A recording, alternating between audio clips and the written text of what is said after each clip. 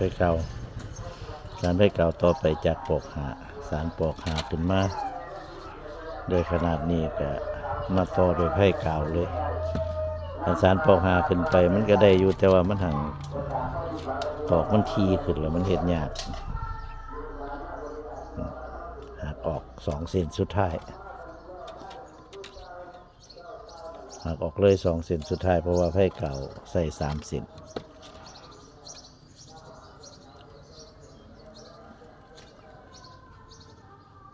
ต่อมา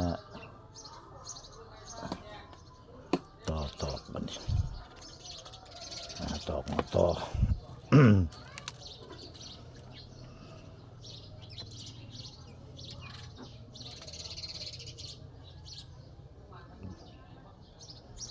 ต่อเสียบเข้าน้ำกันนี่แหละ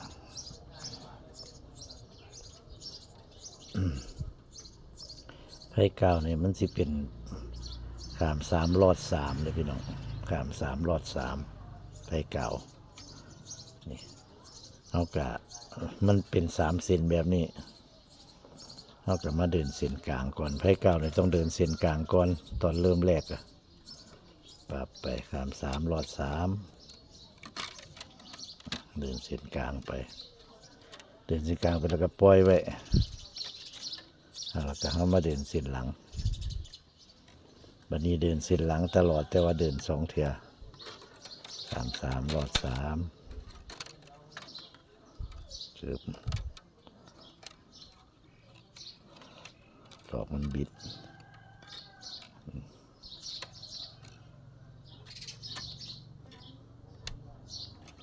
หักส่วนทิพย์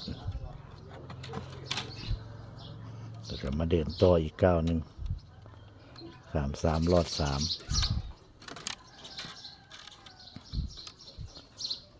จะกลับขึ้นมาเดินเส้นหลัง3 รอด 3ปั๊บมาเอาจัดลงมาให้มันคุ้มกันเลย3 รอด 3ให้เก่านี่สังเกตเบิ่งมันสิขามเส้นมันสิขามเส้นทั้งหน้าเส้นนี้ออกมานี่เส้นนี้มันออกมานี่ให้เก่าเนี่ยมันสิมาขามเส้นนี้แต่ว่าปลอกหามันสิลงหูเดียวกันให้เก่ามันสิขามมาเส้นหนึ่งนี่ขามมาแบบนี้ขาม3 รอด 3นี่แล้วกลับขึ้นไปเดินเส้นหลังเดินเส้นหลังมาเป็นเส้นกลาง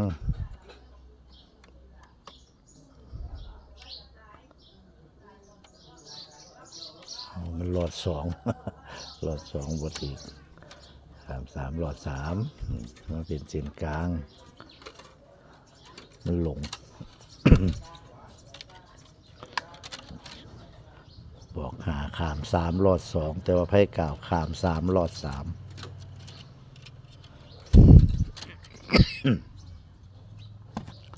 อันนี้เป็นเอื่นว่าไพ่เก่าจุดนี้ก็ผัดขาม3 รอด 2อีกแล้ว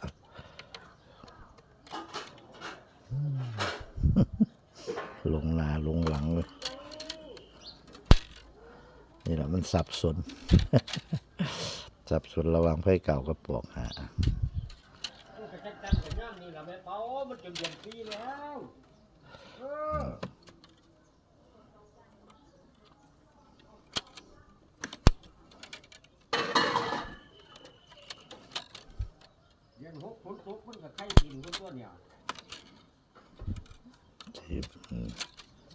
ไผ่เก่า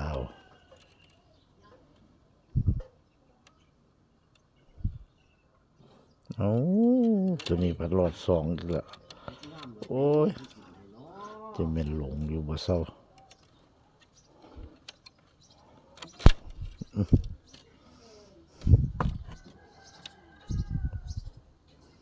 ขาม3 รอด 3สัญญาณจับขึ้นไปจับ2 รอด 2มันก็บ่ถือนี่มันจะค่อยถือไพ่เก่านี่จัดก็ลงมาให้คุ้งกันเลยเด็กพี่น้องจิบนี่คือ ตอกคือดุ้งได้อยู่หน่อยเดียวมองคอมองอย่างนี้เวลาเขาพับหักจ่อๆนี่มันอยากหักมองคอเขาก็ระวังเอาแต่มันดุ้งไหลเขาเกิดนั่นเลยหักต่อไม่เลยคุณในตอกสารมันนี่คือไพ่กาว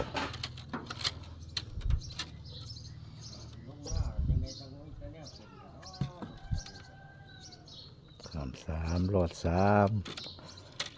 หลอด 3มาสันห้างเที่ยงไปจับ2ขึ้นไปจับยกขึ้นมา2 เส้นมันก็เลยผิด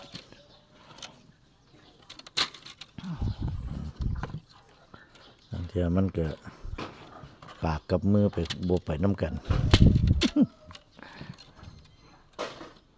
แต่ว่าเขาก็แก้ไขเอาบ่ยาก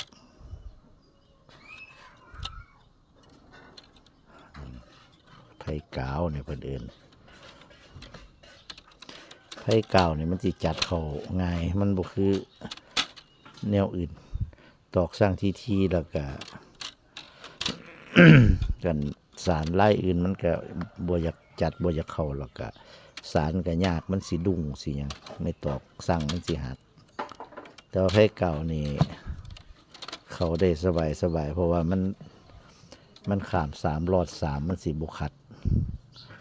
ปอกหาขาม3 หลอด 2เวลาจ่อๆนี่มันมาหลอดจ่อ2 เส้นจังซี่มันก็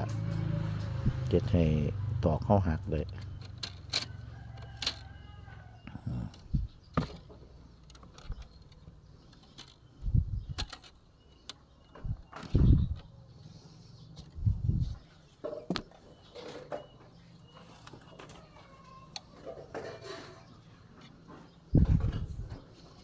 ตอกเบิดเฮาก็ต่อ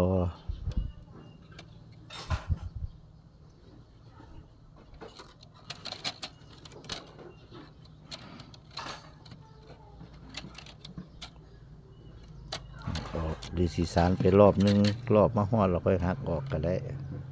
บ่เป็นหยังนี่เราสิหักออกพร้อมก็ได้ไผ่กาวเราก็เอาขึ้นไปจักน้อยมันพอออกคอแล้วเราก็จะค่อยเวะปากก็เวะปากก็เวะไผ่กาวนี่ละรถตอกสันตอกเงาตอกกระลดความแข็งลงเด้อพี่น้องเด้อตอกไผ่กาวขึ้นมาสูงความไม่ตอกเขาก็เหลาให้มันอ่อนลงเส้นหน่อยลงแล้วก็อ่อนลง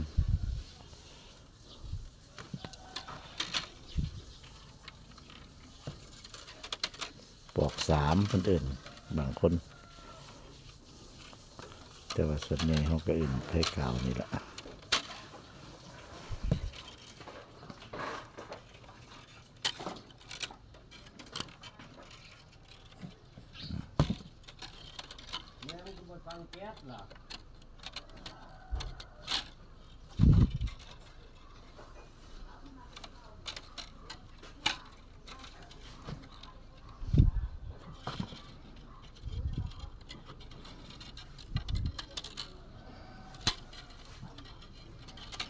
ตอกสั่งนี่คือสิพอดีบริโตดอก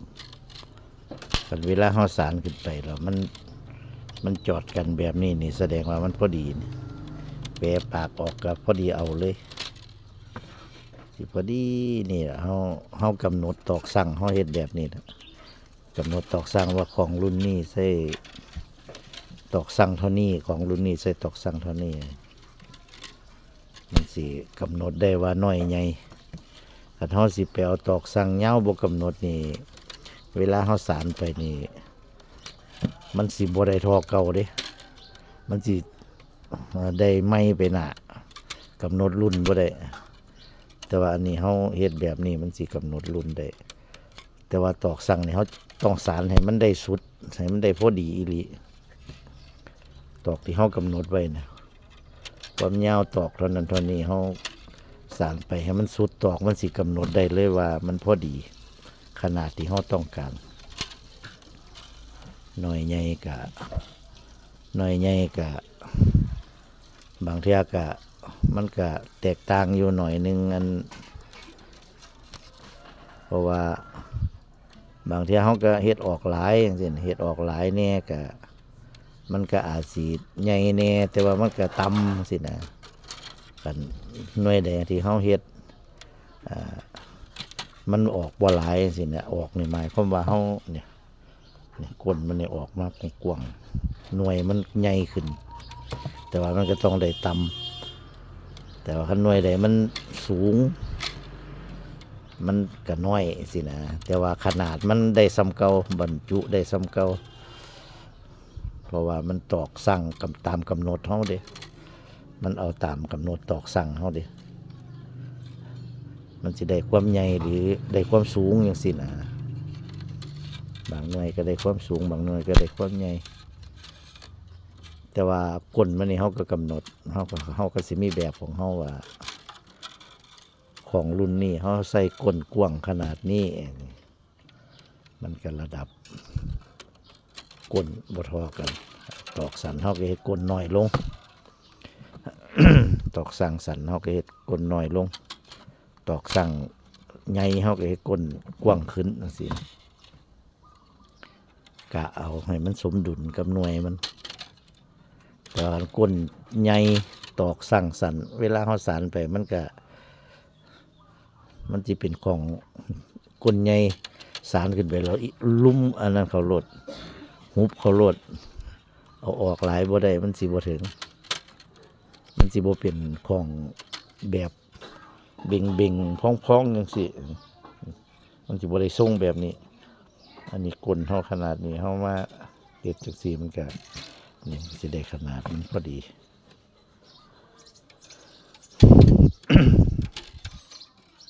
สำหรับผู้สนใจเบิ่งแล้วอยากเฮ็ดเป็นสนใจอยากสานก็ลองเบิ่งตอกสั่งมันก็หน่วยนี้ใส่ตอกสั่งอยู่ข้างละ16 เซนนี่เราเน้นตอกสั่งให้มันทีมันแข็งว่าพื้นตอกสั่งมันเท่าใดก็ถือเอาเท่าใดก็ถือว่าพื้นของปกหาใส่ตอกสั่งหน่อยตอกสั่งหลายถือคือเก่าสารได้คือเก่ามันบ่คือไล่3หรือไล่ลงของไล่3หรือไล่ลงนี่ตอกสั่งต้องตามกำหนด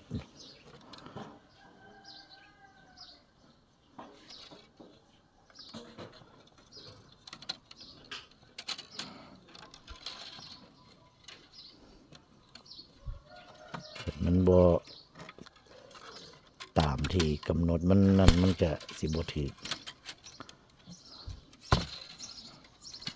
มันสิเดินไปบ่ได้มันบ่คืออันไผ่กาวเด้ไผ่กาวนี่ถูกเบิดไผ่กาวก็ได้3รอด3ไปเรื่อยๆเพราะว่ามันบ่ได้ออกนั่นดิมันไปเรื่อยๆของมันนี่แต่ว่าไล่3นี่ หรือไล่ลงนี่คันบ่ถูกหม่องมันออกนี่หม่องมันออกบ่ถูกนี่มันสินั่นเลยหม่องมันออกก็คือปลายเม็ดตอกที่ออกจังซี่ปลายเม็ดตอกที่มันออกมาเฮารอดไปแล้วมันออกมาแต่มันสิไปออกหูเก่ากันบ่ได้ลายมันสิบ่เข้านั่นมันก็อธิบายยากอยู่กันบ่เฮ็ดให้เบิ่งพร้อมเราอธิบายฟังให้ซื่อนี่บ่เห็นภาพบ่เข้าใจนี่เป็นไผ่กาว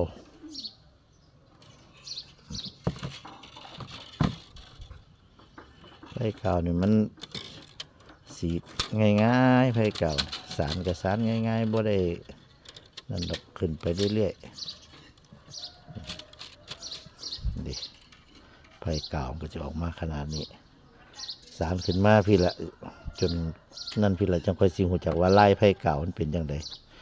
นี่ลายมันขันขึ้นไปสำหรับคลิปนี้ก็ให้เบิ่งซ้ำนี้สักกันไผ่กาว คลิปต่อไปสิเป็นตอนใดก็ติดตามต่อไปเด้อพี่น้องเด้อติดตามเบิ่งว่าของปอกหาหน่อยนี่มันสิเป็นตะเบิ่งบ่มันสิงามส่ำใดสำหรับคลิปนี้ก็สวัสดีครับ